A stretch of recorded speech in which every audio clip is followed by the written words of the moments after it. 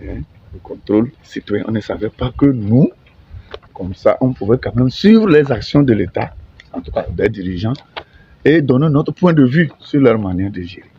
Et ça, on a trouvé ça à travers cet atelier. On a compris que nous pouvons jouer, nous pouvons aller plus loin. Maintenant, le rôle de nous, les journalistes, c'était quoi? C'est de servir de trait d'union entre donc les dirigeants et le peuple.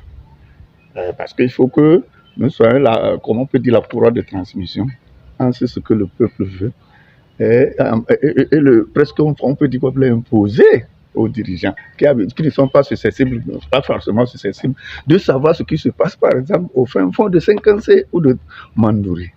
Donc, notre rôle, nous sommes venus nous dire pour que nous connaissions d'abord notre rôle et la fonction que nous pouvons jouer, donc pour faciliter la tâche, cette cohésion entre le peuple et les dirigeants. Très bonne question, parce qu'il faut reconnaître avec humilité que nous-mêmes, on ne connaissait pas ce que nous devrons faire. Mais ici, nous sommes repartis outillés pour dorénavant savoir d'abord nous-mêmes ce que nous allons faire et concrètement ce que nous allons faire au niveau des citoyens pour qu'ils puissent comprendre que leur rôle, c'est pas se croiser les bras et d'encaisser, mais aussi de pouvoir donner son point de vue. Donc nos productions seront améliorées et seront un peu plus attractives, un peu plus convaincantes pour que la population puisse nous suivre et que nous puissions aussi faire la même chose au niveau des dirigeants. Au fait, on ne va pas imposer, mais on va négocier, on va savoir avec tact comment nous pouvons soutirer les informations au niveau des dirigeants